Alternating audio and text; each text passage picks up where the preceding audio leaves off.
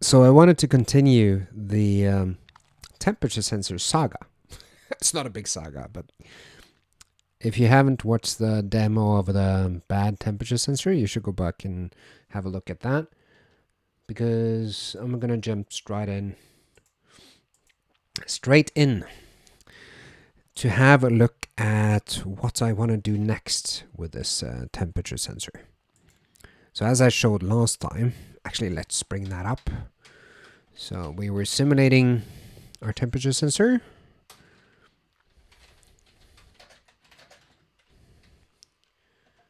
And let's see, we need all the raw files.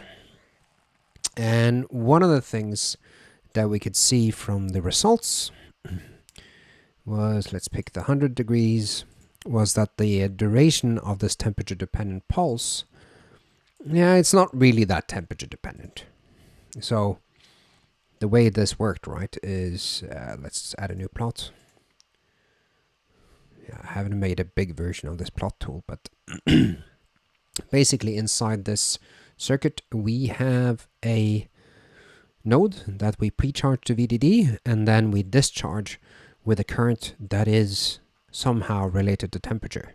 And we can see that it does not change that much, the current. Okay.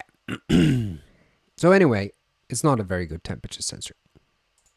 So I have a couple of things that I want to do to start the improvement, and I wanted to share that with you.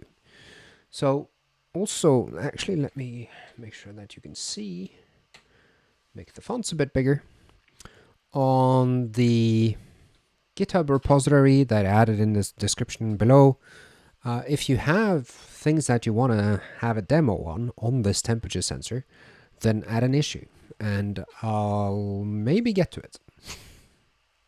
I won't promise to do everything, but I will look at it. Okay, so the first thing I want to do is I want to make sure that the current actually changes with temperature. I want to see the temperature behavior of the current. So let's see, we added the temperature, that was this TI, or temperature to current. So let's make a new simulation directory for that. Oh, sorry, that was wrong. Like that. Okay. Okay, and then we need to open the test bench. Oh, that was in the right directory. Sim, that's the TI, and we want the transient. And what do we need to do here? So now we're only simulating this block. So that means that we need to provide this power up signal. N1V8. Let's put that to ground, and let's just put that DC at AVDD. And let's skip the transient behavior of the power supply. And then we have an IPTN node.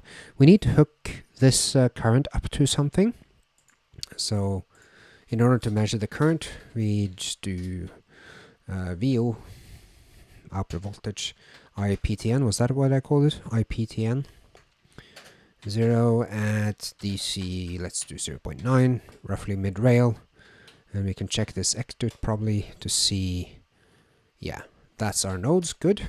And actually for this, we do not want to run a transient analysis. We want to run a DC analysis. And I want to run over temperature.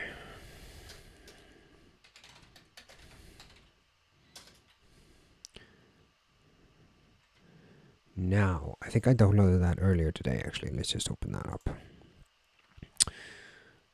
I can't remember how to write the different things. Voltage sources, nice. Circuit elements, we should have analysis here somewhere. Well, that's just that size, okay.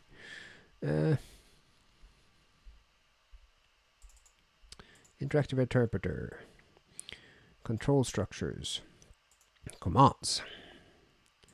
And then in here, there should be a DC. Perform a DC sweep. And let's make it bigger. Let's see. Where'd I go? Okay. DC.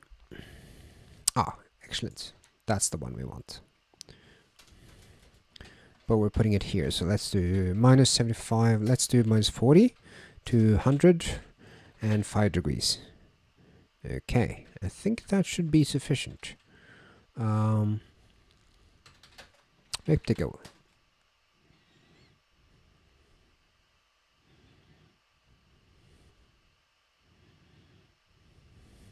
Okay, that ran at least. Let's have a look. No, it's not Tran. Actually, it's not Tran at all, right? This is DC analysis. Then I want to rename it to dc.spy. And I want to open the makefile. And I run on DC. Let's do that again. Actually,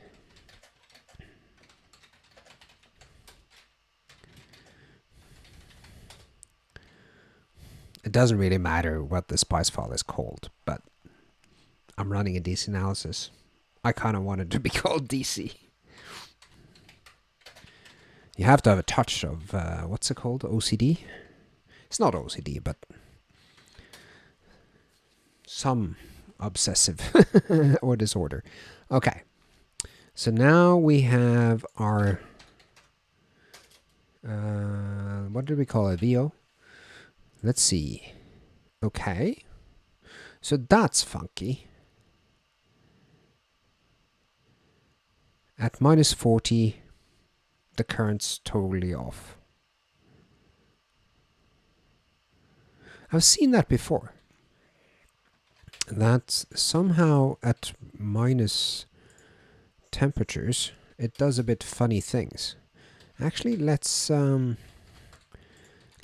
do a transient operational analysis. I don't think that it maybe doesn't do anything, but let's do it anyway. No, that's not it. I want that one.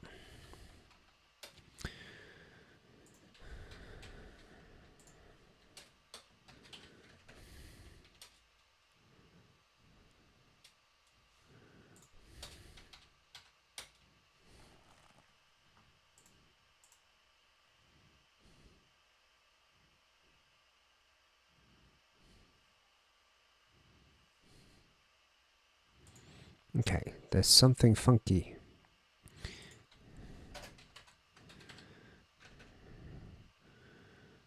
It shouldn't take that long.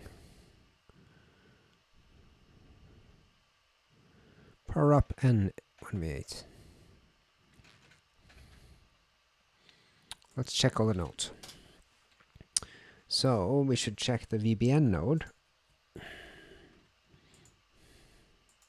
That's also completely off.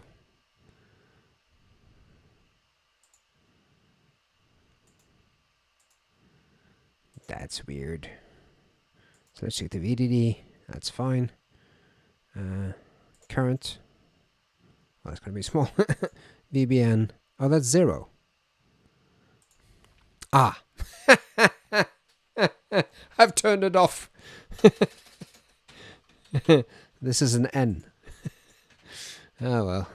It's getting late. It's 9:30 in the evening. Well. Figured out the problem. Let's skip the operation and transient analysis then. It should be fine now. Hopefully. It's interesting that it produced funky values though. Okay. Now something happened. Okay, the first couple of values here for VBN, those are not correct. I don't know why, but there is no way that the gate source voltage decreases at low temperature. It should have this curve, right? So this should be the curve. So this is funky. For now, let's ignore that and see what happens if we start at 0. Maybe the model simply doesn't work that well. I don't know, I should, but there must be a reason. If anybody knows the reason, please let me know. No, okay, so that's the first couple of points. Okay. So let's do operation transient analysis then for about 10 nanoseconds. Just to get this up and running. See if that fixes the problem.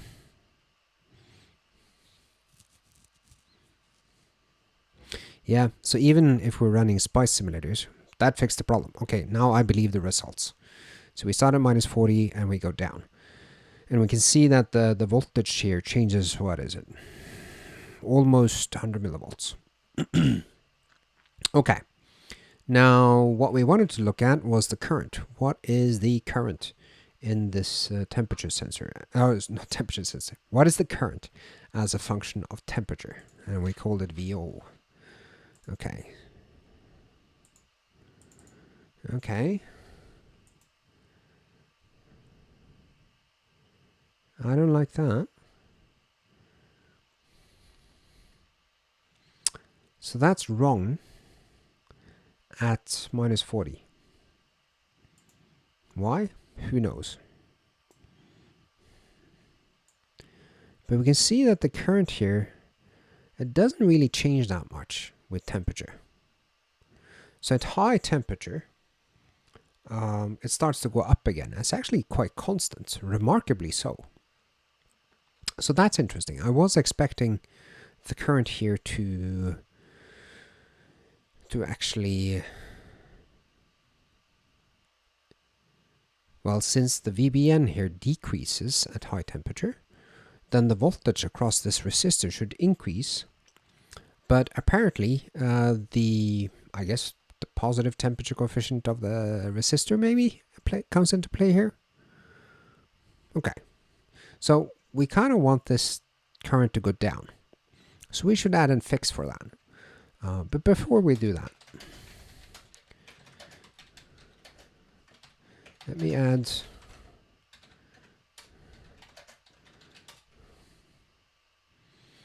just commit the results. Actually,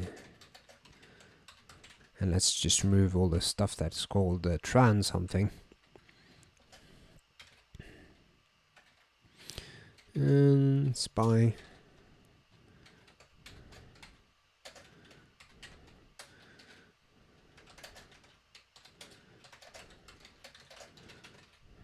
Added test bench for current. So anytime you have a problem with a circuit, sorry, it's really important to figure out, is the, well, in this case, is the current as you expect? And in this case, it's actually pretty constant with temperature, and I didn't really expect that. And I don't know what's happening here at low temperature. That's really funky, especially when the VBN here is pretty okay. Why the current should suddenly be that high, who knows? But that's, I guess, ngSpice for you. Actually, let's try something. Let's just remove the settings here. Sometimes maybe see if that does anything.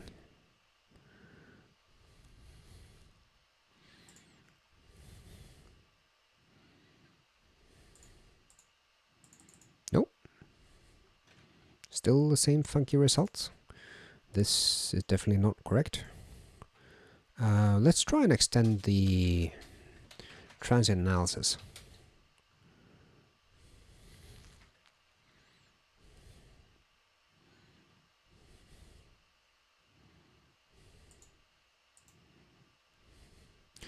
Better, definitely better.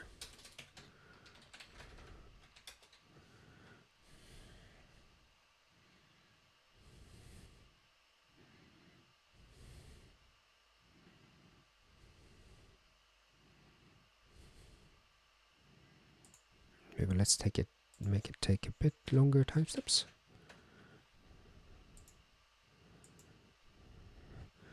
Okay, now it's 0. Nah, No, I don't like it.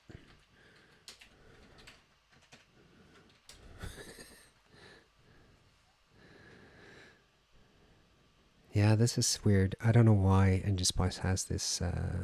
Okay. No.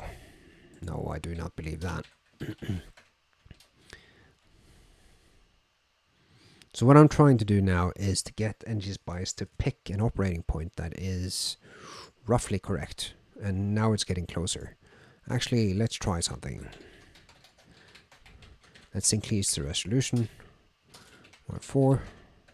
See if that does anything. Yeah, but it's pretty good now. It's not too bad. Okay. Still not physical, but fine. I can believe this. Okay, so our current is...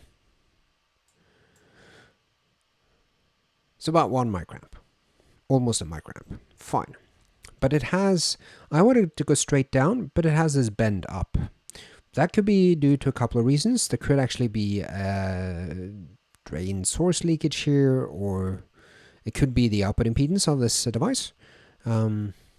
So actually, let's try and fix that. But before I change anything,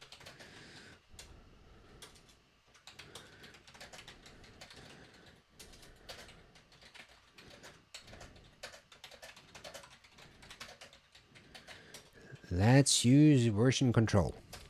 Okay, now I want to modify my circuit. So I want to make a branch. Let me make this even bigger so you can see. And what I want to do is TI higher S. Okay, so now I'm on a different branch. And let's modify my circuit now. So let's pull, actually, yeah. We want to go into stretch mode. So that's pressing Y in XCAM. So I can do this. And then I want to turn stretch mode off. I want to delete these two because I want to add a couple of cascodes to my thingy. And now my current's going to change. But that's okay. We can modify that. And actually, let's do the good old cascode. The type of cascode we used to do back in the day when we had really high headroom. Back in the day, I've never really worked in a technology that had that high headroom, I think. I think I started really designing real stuff in 65 nanometer, maybe 90. Yeah. Anyway, VBN, we want VBN 1. Okay, so now I've modified my current mirror. And let's see if I get a better behavior.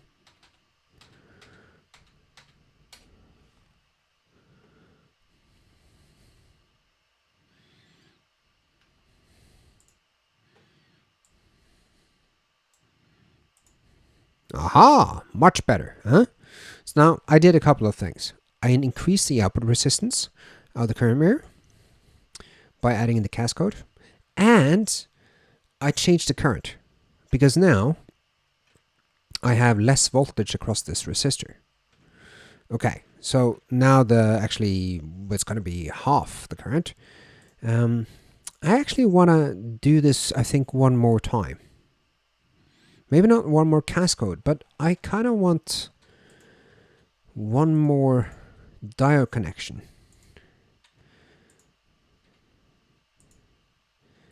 I'll explain why very shortly.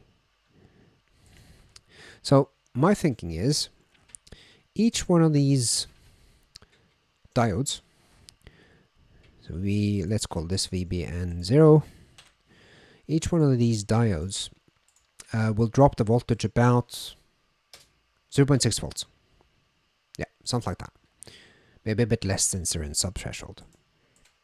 Now, 3 times that equals 1.8 volts, which means at low temperature, there will be almost no current no voltage across this resistor.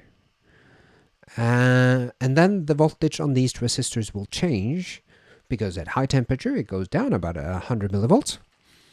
And now suddenly there's 300 millivolts across the resistor. Okay, so let's see what current we get now.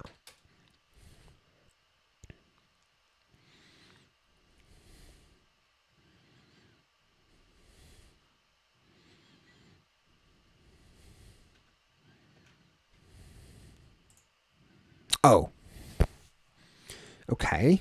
Yeah, so the current is pretty low. Up here, it's what's that? Really few nanoamps, but down here it's suddenly just 100 nanoamps. Actually, let's remove. Let's see what happens if we reduce the sizes of these transistors. So now, maybe that was a bit too much. Like that. That shouldn't change the VGS too much, but it should change the current about 10 times. Okay.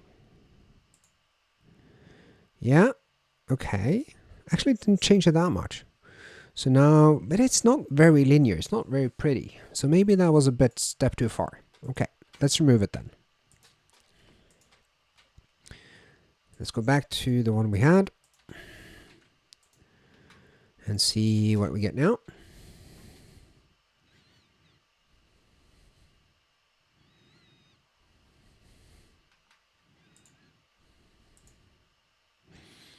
Okay. So now we go from about 2 microamps up to 2.8. Okay. Am I happy with that? Yeah, maybe. But I want the current to be around 1 microamp. So let's make these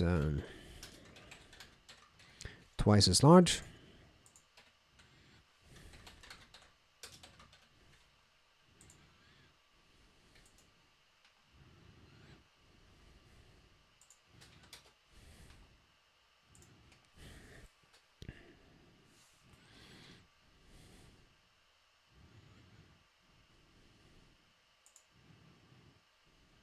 Okay, 1.2 to 1.7, almost doubling the current. That's better. That's much better than the almost stable current we had earlier. Okay, good. Actually, let's make sure that this actually stays across corners. So if I do typical, if I do slow, let's modify what slow fast means, because we don't need to sweep temperature when we're actually changing temperature. So we just want slow, and then we want fast at typical temperature. Typical slow, fast. And let's have a look at how those current looks. Probably the current's going to change quite a bit, right? Because in the fast corner, the voltage going to be lower on the NMOS. In the slow corner, it's going to be higher. So let's have a look.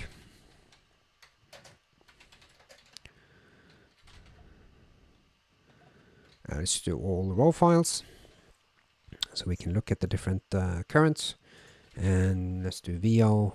So let's select that one, that one, and that one. Okay. So we can see that the actual magnitude of the current, that changes quite a bit. So we could probably, if we wanted to, we could add some resistor calibration here to compensate for the corner. But we can also see that the temperature coefficient is actually not that different corner to corner. So if we do sort of a typical temperature calibration, maybe it's not too bad. Maybe. It'll be a bit faster at the high end and a bit slower at the low end. But let's keep it like that. Okay, so now we've improved our temperature sensor. Well, we should have improved the temperatures. Let's go check. If I now go to my original simulation, and actually let's open up that for reference.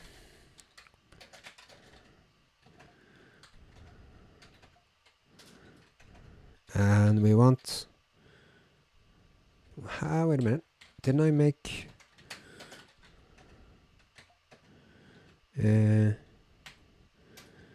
output... and let's copy that. So let's copy the YAML file that we had to a previous T1 YAML, so we can plot it afterwards. Okay, so this is the one we had. Not that good, right? And let's see what we got now. So if I do a simulation of the improved one,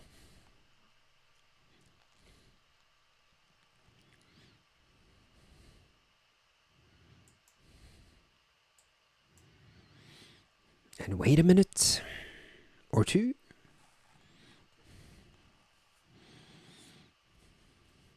Waiting. I could pause.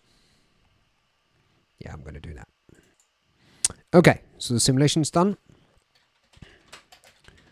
And now let's have a look at the hopefully improved temperature sensor.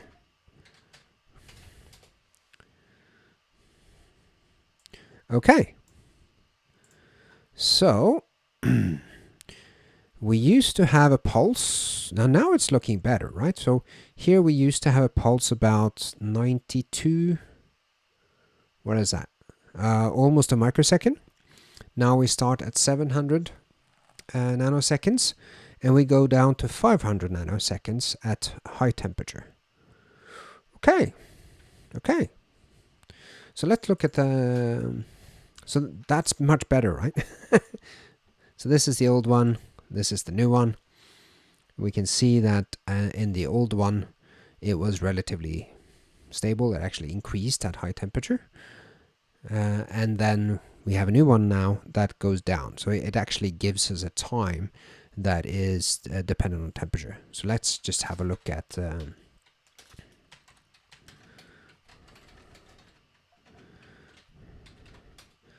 the raw files. And we can look at the 100 pulse. So that's relatively short. And then the -40 pulse, that's longer. Okay. So this is of course better then. Now, it's not a huge difference, but still better. And I'm sure it can be tweaked further if we look into... actually, let's have a look at that. So how does the trigger threshold... and that's those two. And we want the IPTN for that one and that one. Yeah, here's another problem that we can see. So notice that these two curves now, yes, they cross at different times, but also notice that the sort of, let's see, for the hundreds, that's the red one and the lilac one. We can see that the crossing point for the 100 is actually slightly lower than it is for the green one here. So that's because of the slightly shifted NMOS trigger voltage. Now, does that make it faster or slower? In this case, it actually makes it slower, so it's actually in the wrong direction. Yeah, so we could improve it by improving the comparator also. But I'm not going to do that now. I'm going to do one more thing, and that is to show you the power of version control. So now we've done something to our circuit. I've modified things, right? So I've modified the schematic, and I modified the makefile, and yeah, that's pretty much it. So I want to fix the current. So normally when you do changes to your circuit, you will modify something and hopefully it is better. Sometimes it is not better. And then you want to go back. So let's say I wanted to go back to what I actually had. So since I already made a branch to do the changes I wanted to do, I can go and do git checkout main. and switch to main. Now I can do reload, and suddenly my circuit's back to what it was. But I actually wanted my changes. So we can do git merge TI high-res. And now I'm bringing the changes from that TI high-res branch back onto main. So if I now do a reload, then we have the changes that we did on that branch. Excellent. And let's see, is there anything I need to commit? No, there isn't, because I was already connected. But I need to push it. So now I need to push it onto to the repository. And then I want to close the task.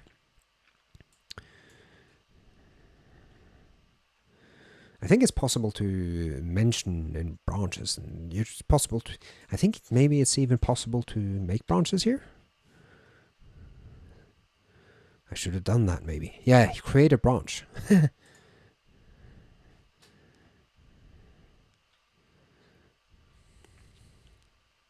And then you couldn't have created a pull request. I need to do that next time.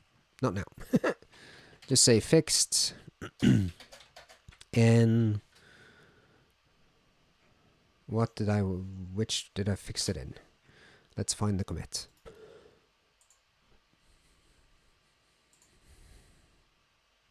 Did I push it? Yep, I did. Okay, then it should be this commit.